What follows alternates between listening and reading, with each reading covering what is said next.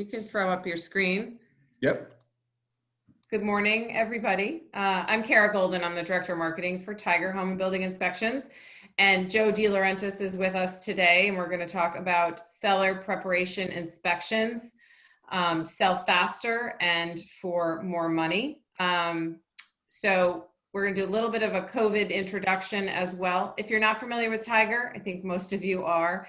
We're statewide home and building, so residential and commercial inspections.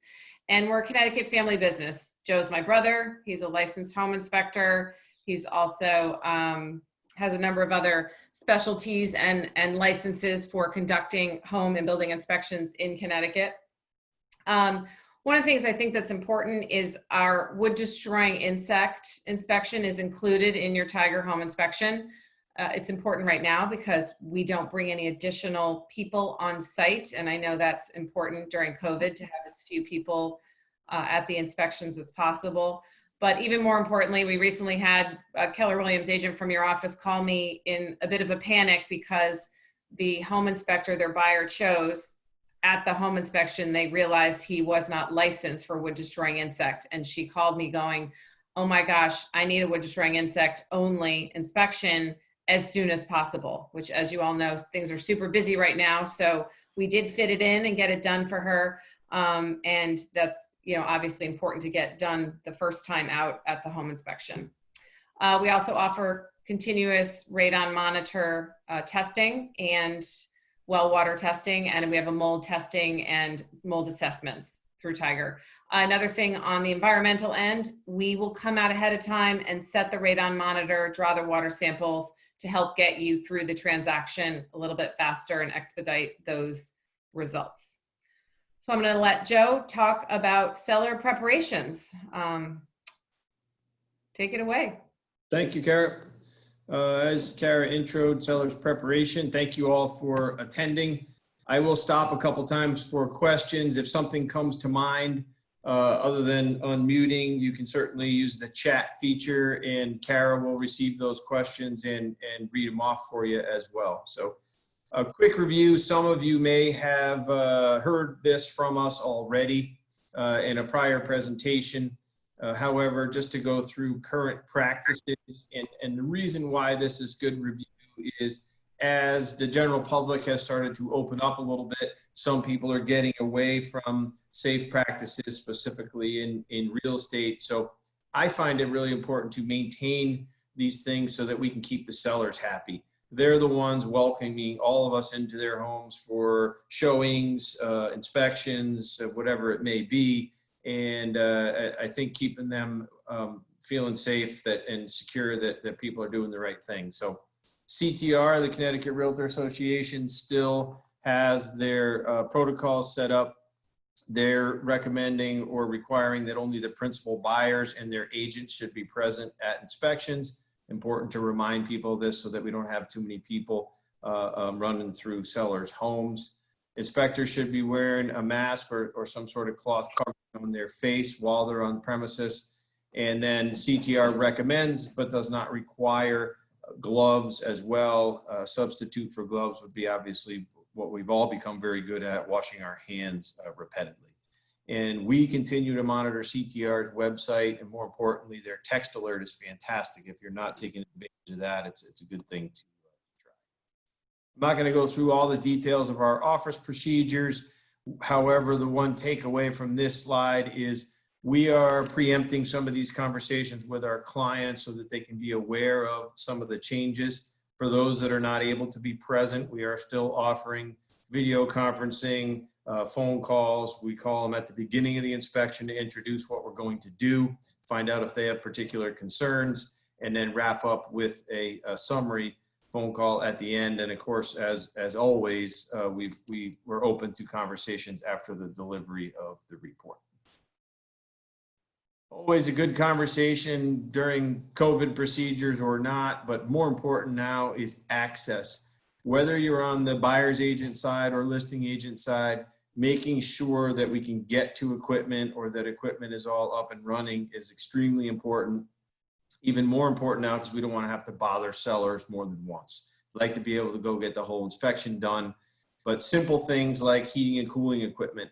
Is it all on and up and running? Is there fuel during the summer for the heating? Attic spaces are probably the most difficult for us. Sellers don't like us moving their things, nor do we want to be moving their personal belongings. So that infamous attic scuttle that's up in the master bedroom closet, and we got to move 100 shoes and a whole bunch of clothes to get in there. So electric panels, water heaters being turned on and also accessible, crawl spaces below the house, and thinking about pets as well. Just some reminders on preparation for inspection day. These are some of the procedures that we are following through what we call COVID procedures. I mentioned some of them already. Most importantly, still reminding our staff not to come to work if they're sick. Of course, all the things that we're used to now in daily life, washing our hands, wearing masks and such, but also keeping in mind to sanitize our equipment and such. Oh my God, Joe. House. So this kind of curtails into early on in this, we reminded people before things got super busy, thankfully, that it was a good time to reconnect with sellers and get their listings prepared, acknowledging that a well-maintained home stands out in the competition. I understand we're transitioning now. I'm hearing out in the field from many realtors that it's becoming more and more of a seller's market. So some could say, well, why does a seller want to spend a little bit of money and spend some time on preparing their home for sale when the transition is happening, that it's a seller's market?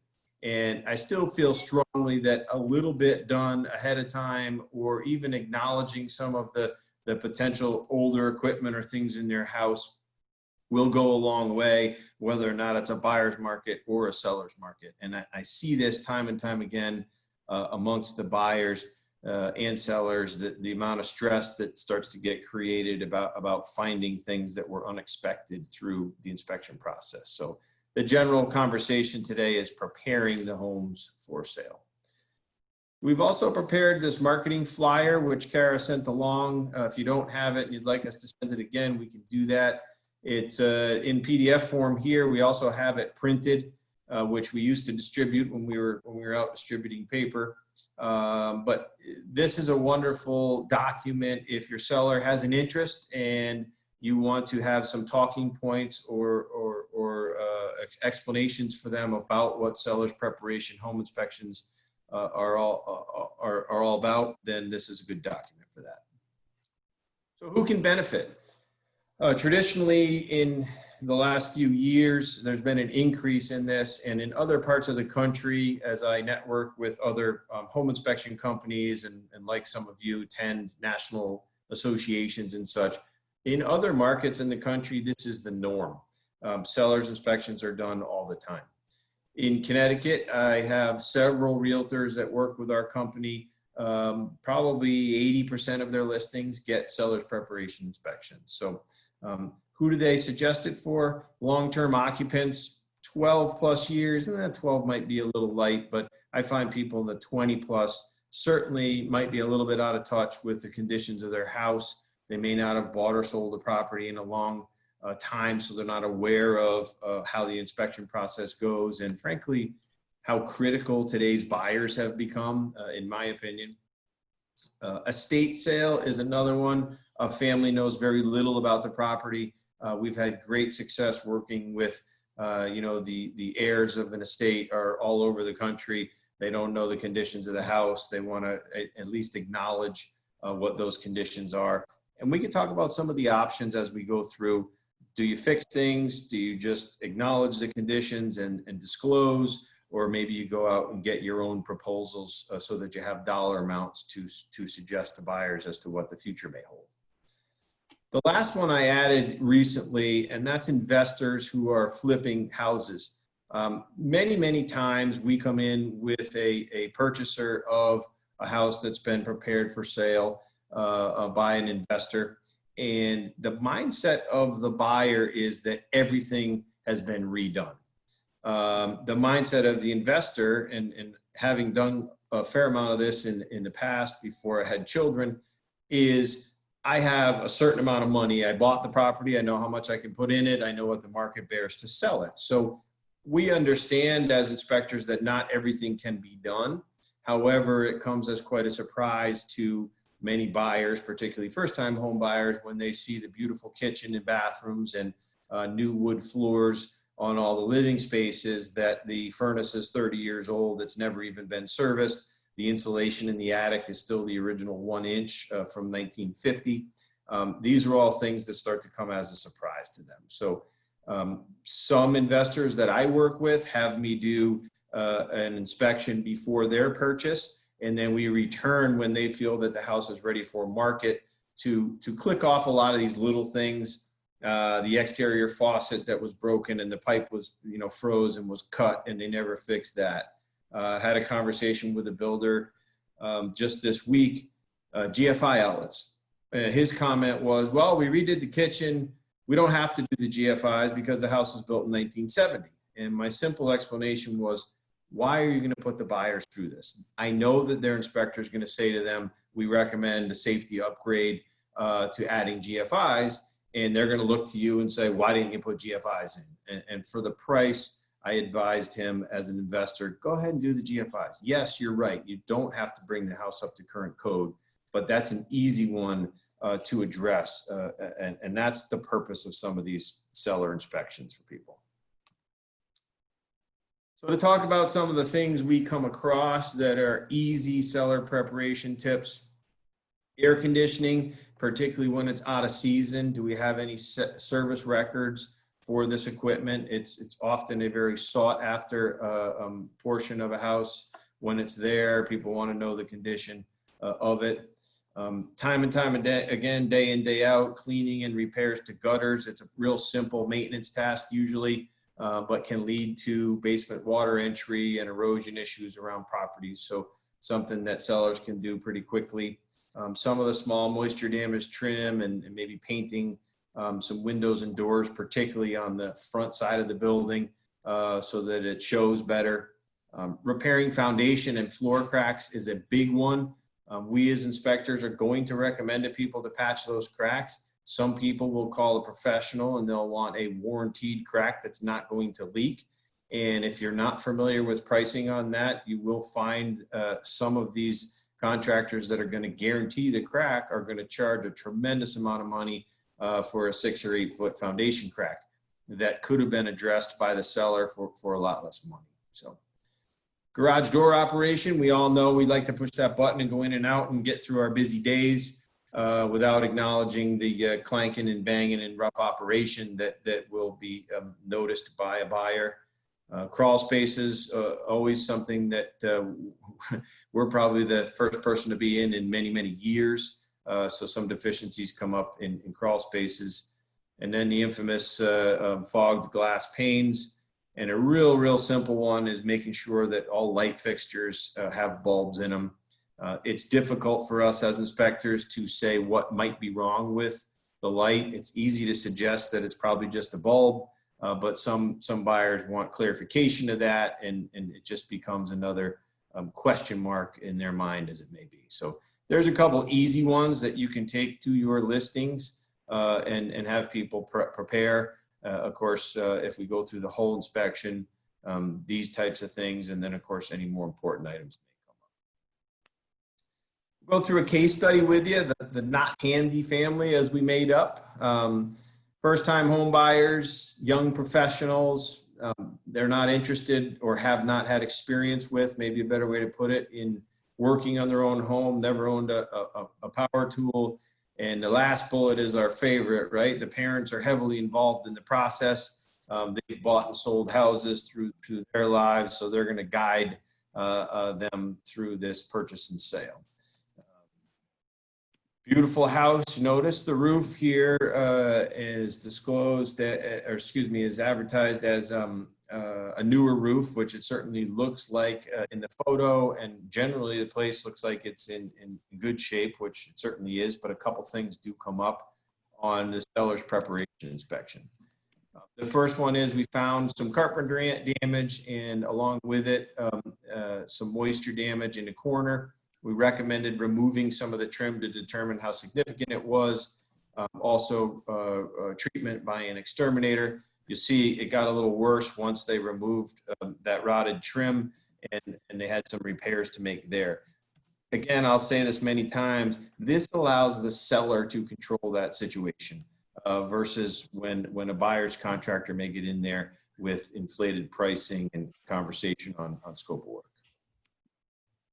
I showed you the nice roof on the main house. However, there's a little bit of a side addition that you'll see here. Had just 4 or 5 squares of roofing on it that was in this condition. So again, buyers' expectations. They came in looking at that main roof thinking, oh, everything's going to be great on the roofing, not acknowledging that there was a little side roof there. So in the seller's inspection, we recommended having a contractor look at it to determine, can it just be cleaned and make some repairs and get some life out of it, 3 to 5 years per se, and that would be enough to keep a buyer happy.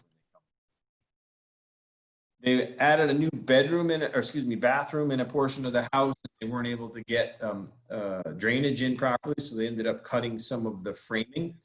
Very little settlement due to this. However, you can imagine that when a buyer is told about this, they're going to want some resupporting done to that nice new framing that was chopped up by the plumber.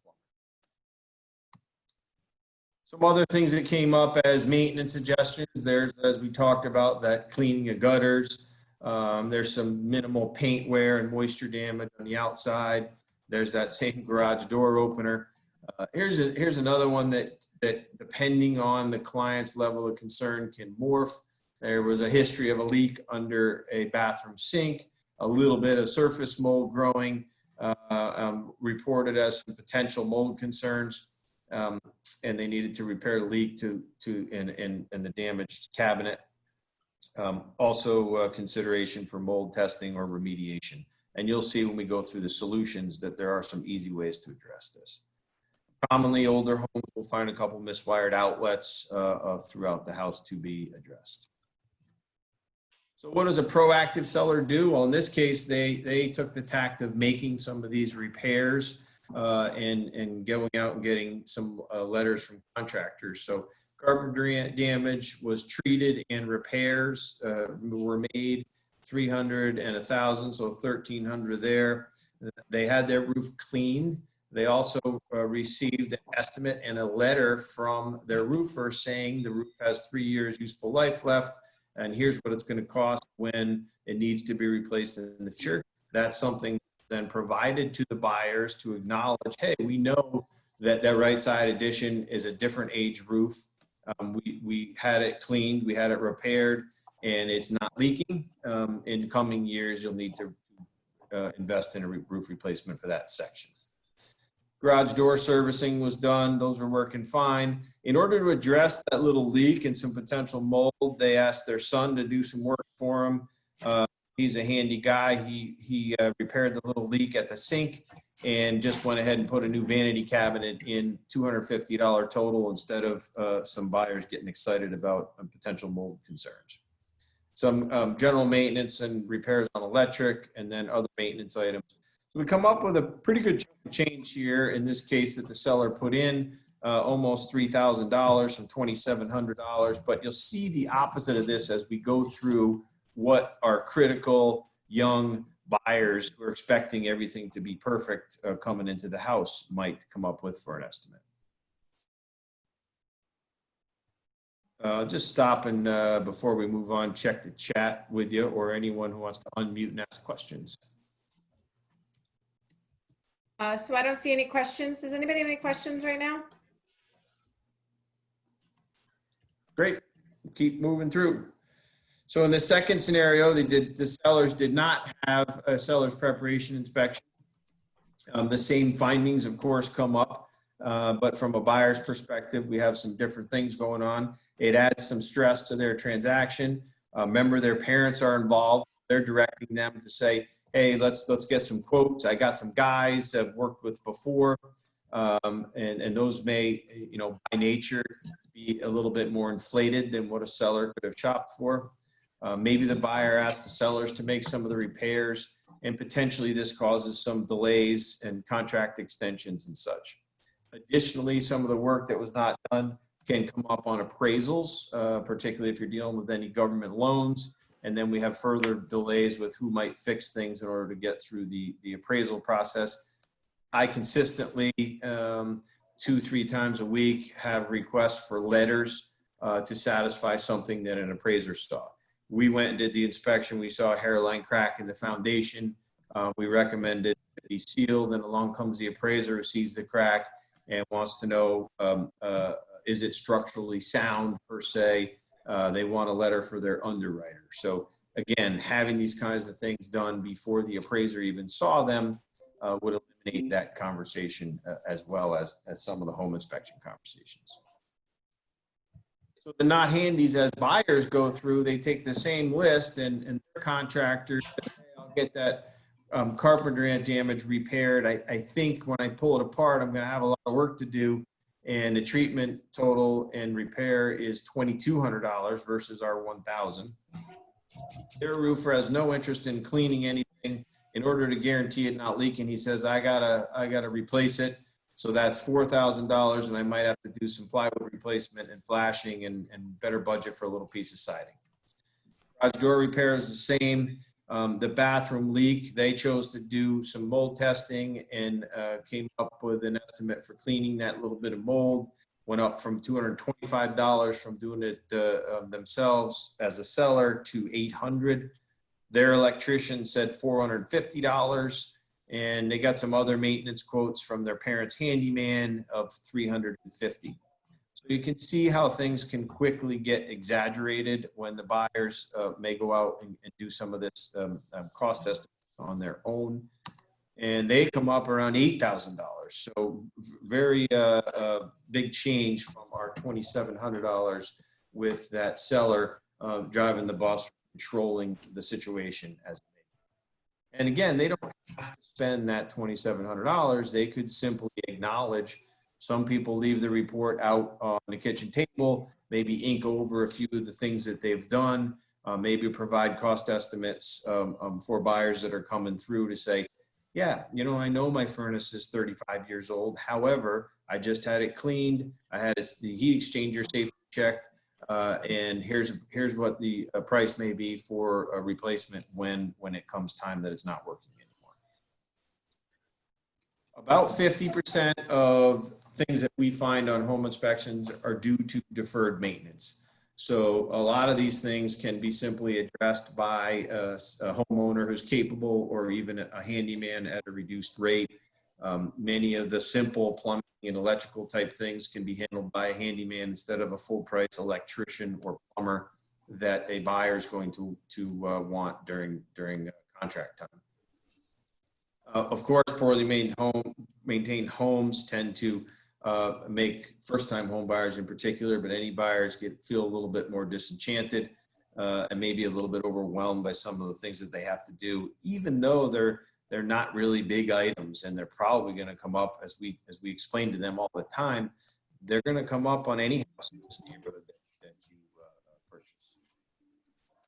So working with your sellers, if you're interested in this process, or you have a seller that's interested, explaining to them how a well-maintained home will stand out, how much less stress there might be throughout the process. Maybe they disclose some deficiencies. We also provide an inspection binder, a 3-ring binder that has all the tabs in it, one for their seller's inspection, places to remind them to put their heating and cooling, receipts from service, or maybe any recent upgrades or repairs they've made to the home. That way, all that stuff can be left out on the kitchen table, as it may be, for the buyers that come through. And as inspectors, we're always looking for positives. We unfortunately live in a negative world, right? We're hired to try to find concerns with the home. But as we grasp for positives, these binders that some of you prepare as realtors are great for us to be able to flip through with a buyer and say, look at this. They've serviced all their heating equipment. It's up to date. They came back here and made some repairs to this gutter that was supposedly leaking. So that's an easy way to show that the sellers are proactive and put a positive mindset on some of the tasks that we're taking. Also, you can avoid some of these surprises. Many people don't know what's going on in their home.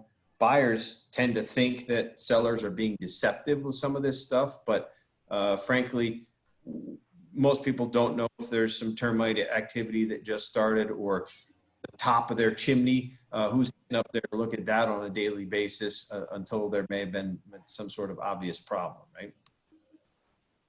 So what do sellers say? Over the years and talking to sellers about this, some will object to this process by saying, I don't want to spend any money that I can't recover. Our answer to that is you should consider it an investment in selling your home. Again, we're transitioning in some parts of the state to a seller's market, but I still feel strongly that going into selling your home, listening to your realtor about decluttering, and some of the suggestions that you all make about staging the homes and such is fantastic. And in addition to that, preparing the house for sale is going to improve that sales process.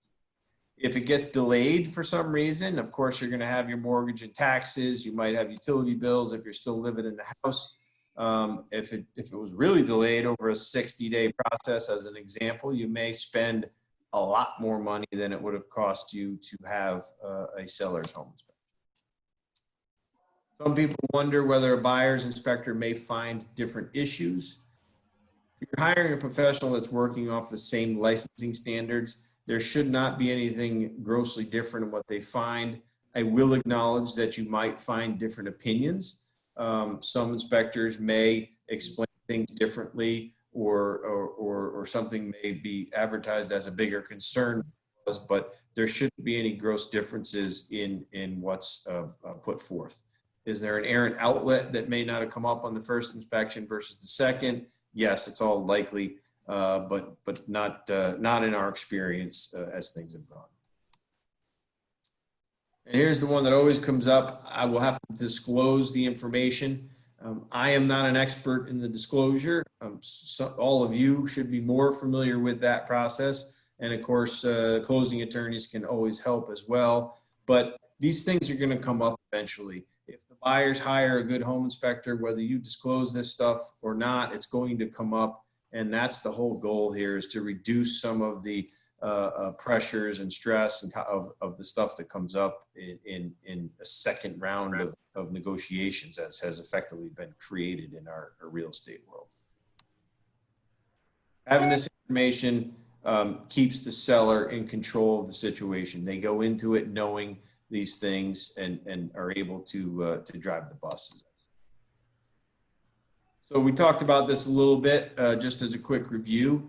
It's great if a seller does have that aging roof or aging furnace or some other major component. They can go out and get their own quotes on it if they know ahead of time of some of these concerns. They can decide what repairs they may want to make or what they may want to disclose through the process. They can address simple maintenance issues. Again, some of those are not that expensive. There's an example of that 3-ring binder here on the left. We also have a yard sign, which some people take advantage of. They're proud to have taken a proactive stance. They do some work on their house and they put the yard sign out that their house has been pre-inspected and ready for contract. When you're looking into home inspections, or your clients are, before they do their due diligence, I know today it's a lot of it is about availability, which we are in a daily basis continuing to try to make more space in our schedule to honor all of your contract timeframes.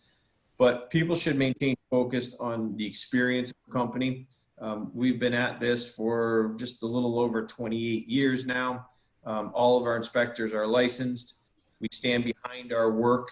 We've been in business in Connecticut as well as the surrounding territories of Rhode Island, just a little into Mass and Westchester County for a long time.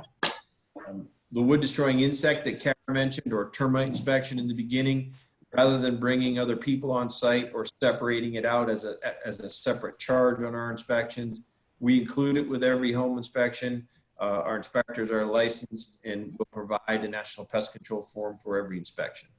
Certification for radon testing is very important. When things become a question with a radon test, you need to be sure that people are using the appropriate devices that are approved by the EPA and they're using them properly. We as inspectors have continuing ed. I know you as realtors have continuing ed. Not on your mind now because you just finished the cycle, of course, right? But radon testing also has 8 hours a year if you're a certified professional. That keeps people up with any changes or those EPA protocols. So important to be aware of. And then the third to last bullet there on insurance. Many people feel that or think that insurance is a requirement for home inspection businesses. In the state of Connecticut, it is not a requirement. In New York, it is. So your clients should be sure they're doing business with someone who carries not only liability insurance or errors and omissions insurance, but potentially workers' comp insurance as well for being on sellers' properties. I heard Kara mention understanding your business as well. One of the great things about going out and doing presentations when we used to be able to come to offices, but also through Zoom, is understanding your business. It helps us to continually modify our practices and train our staff accordingly so that we can all work with the best effort to get our clients into good homes. So in doing so, we provide support before the inspection for questions, after inspections, both to the real estate community and our clients. And I'll extend to you also, if you see something out in the field, whether it's related to an inspection that we're doing or not, a report you don't understand, or some such, just take a picture of that weird thing out in the field, send us a blurb from a report, and I'm happy to help you. This is how we develop business relationships. Questions on anything now? Comments? Has anyone had a seller's inspection? I did.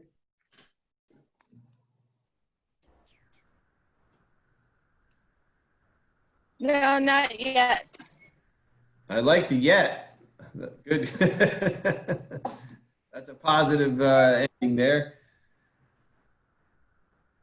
Wonderful. Have any of you had success with a seller preparation inspection process? Nobody's had one. No. Okay. Yeah. Commented. Chris, and I promised you all a raffle winner, so I had Adonis pick a number. And so as I posted in the chat, Chris is our Panera Bread $25 gift card raffle winner. So Chris, if you want to shoot me over your email, I'll send that to you. It'll come through Amazon. Awesome. Thank you. You're welcome. And I did send, as Joe mentioned, the handouts for this, that flyer that we showed during the presentation. I did send that along. If you didn't receive that, I did send it to Steve and Dan to hopefully distribute. I don't know if Adonis has that, but you can email me anytime. I do need to get a slide at the end of our presentation.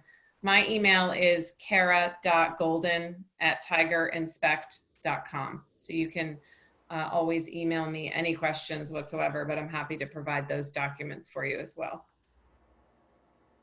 Got a chat from Eric about would it be a benefit for a realtor to become licensed as an inspector as well? We'd love to hire you.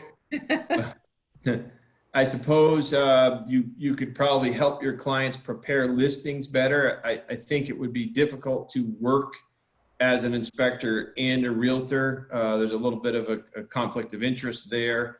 Of course, both sides. We have a code of ethics that's not that far off of your realtor code of ethics as well. But we've had some inspectors who retire and move to other parts of the country and get into real estate. And I think they use it as a benefit. You know, they're able to look at properties both for buyers and sellers and see some things that maybe others cannot. But so there's some options there. I'd rather do the seller's inspections for you than have you get a license and do it yourself, to be honest. Any other questions or comments? Okay, great. Thank you all for your time. Enjoy your weekend. Thank you very much. Thanks, everybody. Have a great weekend. Thank you. Bye-bye. Bye. Bye now.